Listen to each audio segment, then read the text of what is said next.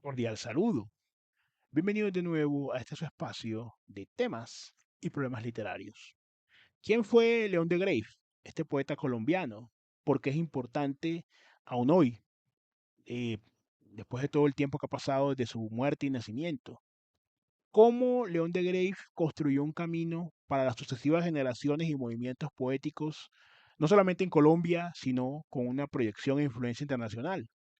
Hoy vamos a tratar de abordar estas y otras preguntas, no sin antes recordar que soy Sundiata Keita, escritor, miembro fundador del colectivo artístico Epísteme Colombia y su anfitrión en este su espacio. También invitarlos, por favor, a suscribirse al canal, a activar las notificaciones, también a compartir el contenido y, lo más importante, a comentar, porque eso es lo que nos permite retroalimentarnos e ir construyendo este camino alrededor de diferentes temas y problemas literarios. Dicho esto, León de Greiff es un poeta bastante conocido en ciertos círculos, no porque él no tuviera una vocación de servicio cultural genuina, como lo vamos a ver brevemente, ¿no? En el transcurso del video, sino porque ha sido tal vez eclipsado por unos sectores muy específicos de la academia y se ha vuelto una especie de poeta de culto de ese sector, pero es un poeta colombiano bastante importante. Entonces tendríamos que hablar un poco respecto de su biografía. León de Greiff es un seudónimo, realmente su nombre completo era Francisco de Asís León Bogislao de Greiff Hausler. Tenía una ascendencia alemana y de diferentes lugares de Europa, sueca también, pero esto contribuyó, es decir, fue un elemento enriquecedor, pese a que estaba muy lejos de, por decirlo así, sus raíces europeas, de alguna manera él las incluye también y al mismo tiempo se integra al panorama de lo nacional. Pero digamos que esa parte familiar es importante porque de ahí, aparte de su seudónimo más conocido que es León de Greiff, había otros como Leo Legris, Matías Aldecoa, Gaspar von der Nack, entre otros pues conocidos. Digamos que ese aspecto personal, además que se comenta mucho entre sus biógrafos que de su padre heredó mucho el amor por las letras, ¿no? Ya desde su juventud. En cuanto a su vida personal, trabajó como pues en el sector bancario, también trabajó en la administración de los ferrocarriles el ferrocarril de Antioquia, pues que fue una de las grandes obras de ingeniería que tuvo mayor impacto a nivel económico y social acá en Colombia. También tuvo una breve e- estancia en la Embajada de Suecia como secretario, es decir, fue un hombre que pudo viajar, pudo también tener posiciones de poder en cuanto al administrativo, en lo público y en lo privado, y aún así se dedicó con mucho ahínco a la poesía. De hecho, a los 20 años ya hacía parte de un grupo del cual fue miembro fundador junto con otros poetas, llamado Los Pánidas, y tuvo una revista del mismo nombre, revista Pánidas.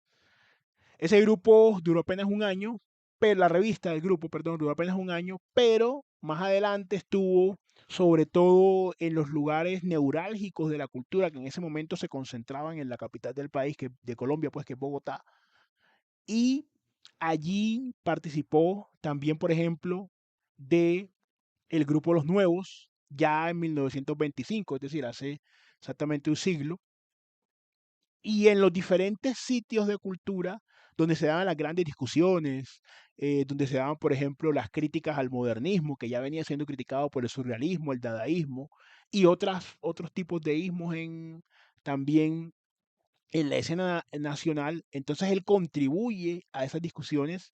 Nos damos cuenta, él nace en 1895, muere en 1976, vive bastante tiempo, y eso le permite ir moldeando y le permite ir participando en sucesivos grupos, como hemos visto con otros ejemplos, y generaciones de poetas. Ahora hay algo curioso, él no se encapsula dentro de uno de esos grupos porque su estilo es multívoco, es multiforme, toma influencias tanto del siglo de oro español, del barroco, de los poetas malditos como Rimbaud, por ejemplo, eh, y eso lo vamos a ver también de pronto con el poema que hemos escogido, o es por lo menos un análisis que hago yo con Baudelaire y demás.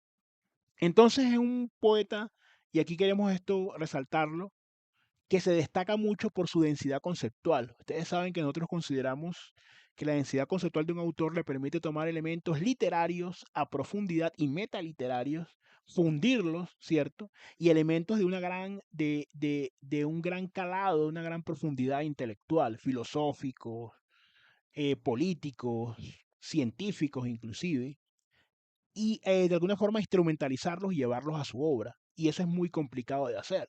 Entonces, de pronto, para los que no tengan una referencia de León de Grave, sin entrar en una comparativa, pero tomando que tienen esto en común, hay una densidad conceptual, como por ejemplo la hay en Borges, por ejemplo.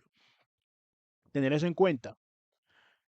También se destaca mucho la musicalidad del verso, si bien los términos pueden ser complicados al lector, incluso hoy, donde hay una mayor, por decirlo así, capacidad de acceso a la información, que no conocimiento, pero sí por lo menos capacidad de acceso a la información, a las palabras y todo lo demás.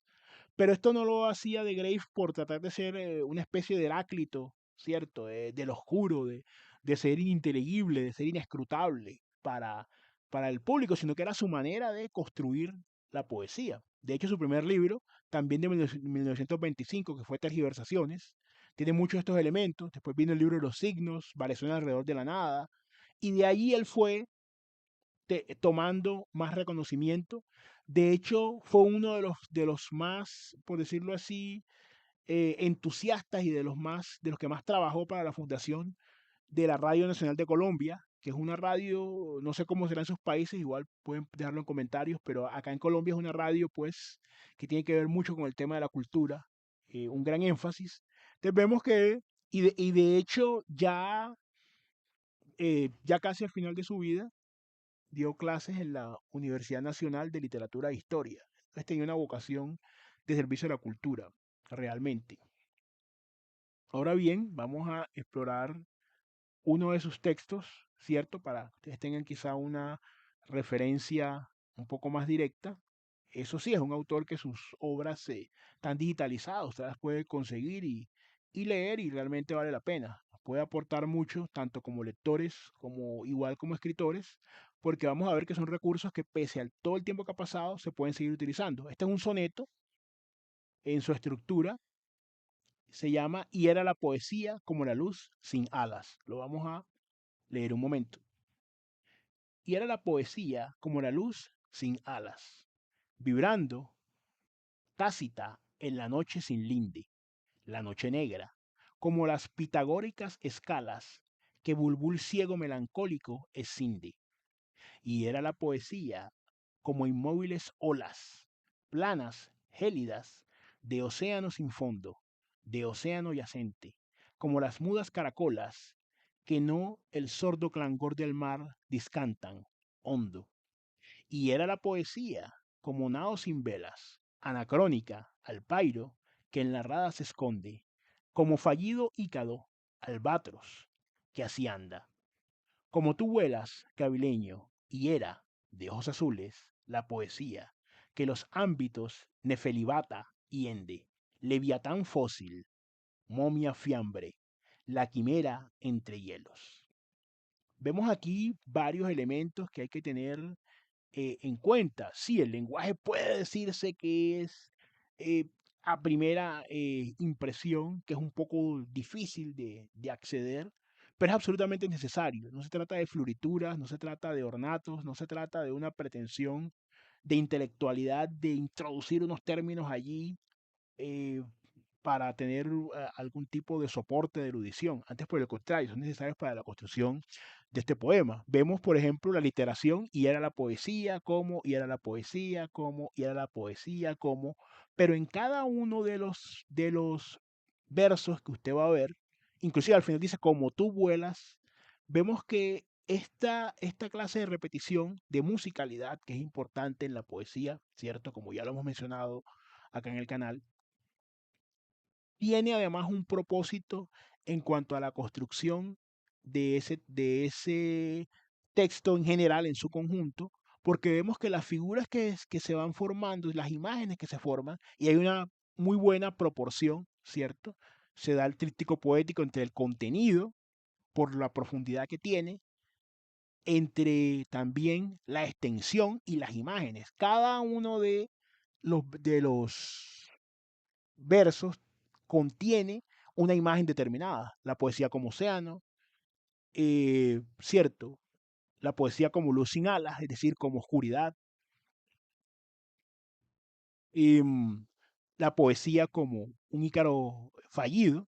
Y el tema del albatros no es un tema únicamente, por decirlo así, de adorno, sino que de hecho nos recuerda a esa especie de gran crítica que hace Baudelaire a las burlas que recibe el poeta en un poema llamado también El Albatros. Entonces no es algo, por decirlo así, artificioso o accidental, sino que el poeta León de Graves sabe lo que está diciendo.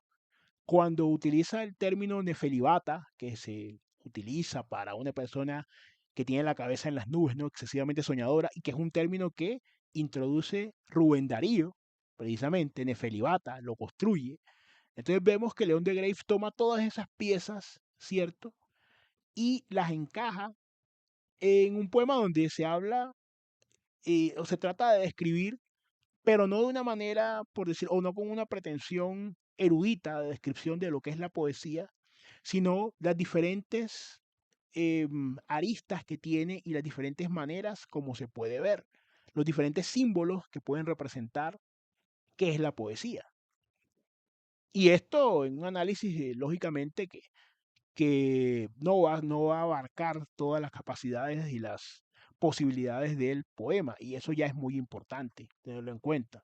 Pues hace cuánto se escribió ese poema y que todavía, y en 50 años se podrá todavía hacer un análisis de eso. O sea, no es un poema que esté anclado a una circunstancia histórica, geográfica, a unos límites del lenguaje, sino que apela a unos símbolos, ¿cierto?